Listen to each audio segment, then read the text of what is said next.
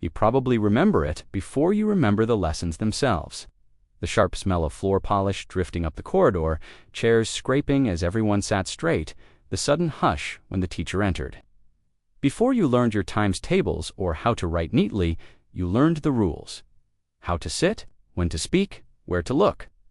In 1970s British classrooms, rules weren't just guidance. They were the air you breathed. You absorbed them quietly, often without realizing.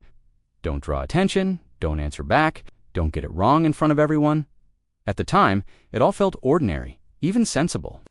That was just how school worked. Yet years later, many people still hear those rules echoing in their heads at work meetings, in conversations, in moments of doubt. You followed them without question back then, and almost nobody ever stopped to ask how they made you feel. Why? To understand why those classrooms felt the way they did, you have to step back into post-war Britain. The country was still shaped by rationed books, rebuilding, and the belief that order kept everything standing. Schools were crowded, resources stretched, and one adult might be responsible for 40 children at once.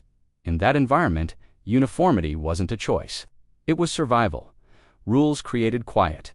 Quiet created control. And control was believed to create learning. Authority, then, carried a different weight. Teachers were rarely questioned, and their word was treated as final.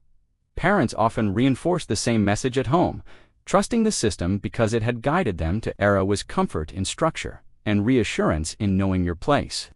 Individual feelings, personalities, or worries were rarely part of the conversation, not out of unkindness, but because the culture simply didn't ask for them.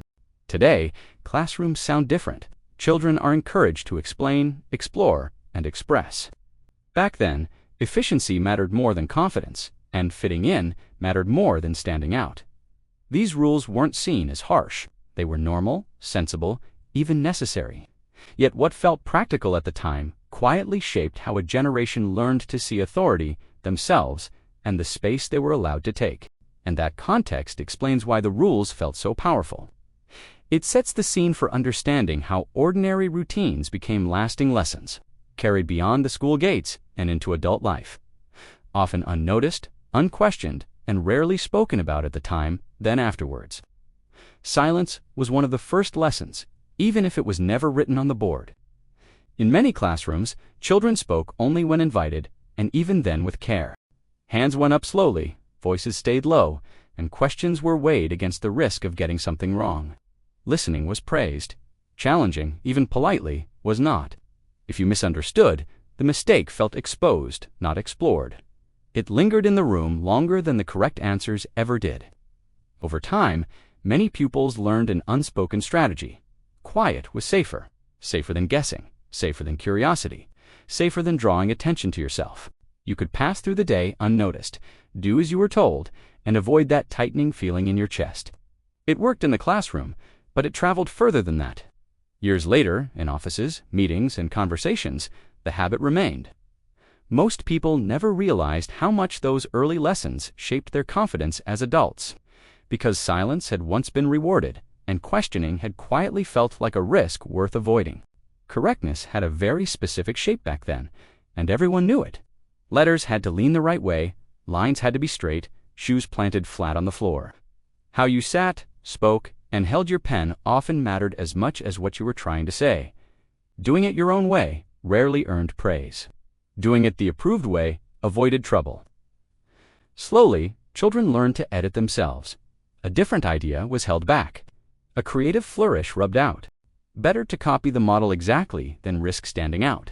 The message was subtle but steady. Fitting in was safer than expressing yourself. The classroom rewarded sameness, not curiosity. Today, we talk about learning styles and individuality. Then, there was one way to be correct, and anything else felt wrong. The fear of getting it wrong stayed longer than the lesson itself, shaping how many people approached work, creativity, and even conversation long after the school uniform was packed away, quietly folded with those early rules from childhood classrooms.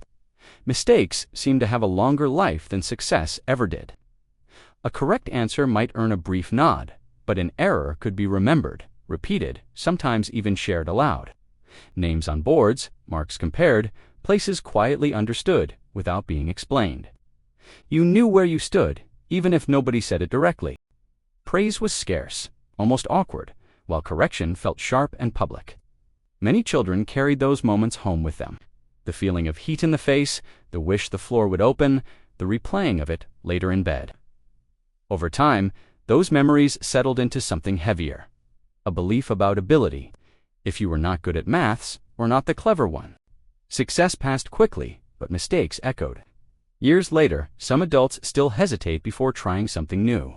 Not because they can't do it, but because they once learned that getting it wrong could define them for far longer than getting it right, forever maybe. Looking back, it's easy to see how those early lessons in silence and conformity left a quiet mark. Many of us grew up carrying the weight of expectations that weren't our own, learning to second-guess, to shrink, to stay in the lines rather than explore beyond them, asking questions in a meeting, sharing an idea aloud, or trusting our own judgment could feel like stepping into a room where we weren't quite allowed. And yet, that wasn't a flaw in us, it was the environment we were in. Schools weren't teaching us to doubt ourselves, they simply weren't teaching confidence at all. We adapted to the rules not because we lacked spirit, but because the world around us rewarded caution over curiosity, uniformity over individuality. Those lessons shaped more than grades. They shaped self-perception, the quiet inner voice that whispered, "Better not risk it." And now, reflecting on it, we can see the resilience beneath the restraint. The curiosity, the careful observation, the attention to detail. All traits honed in classrooms that prized order. Understanding this changes the story. You didn't lack confidence. It just wasn't encouraged. And recognizing that is the first step to reclaiming it. It's a gentle reminder that what was hidden can be found again. Step into a classroom today, and the difference is striking. Children ask questions freely, share ideas, and explore projects in ways that once felt impossible. Laughter, discussion, and curiosity fill the air, alongside lessons in empathy and self-expression. It isn't that rules vanished, but that they now support growth rather than strict obedience. Looking back, we see how the old ways shaped us, and how the new ways nurture the next generation. Different times, different rules. The same children, just heard a little more today.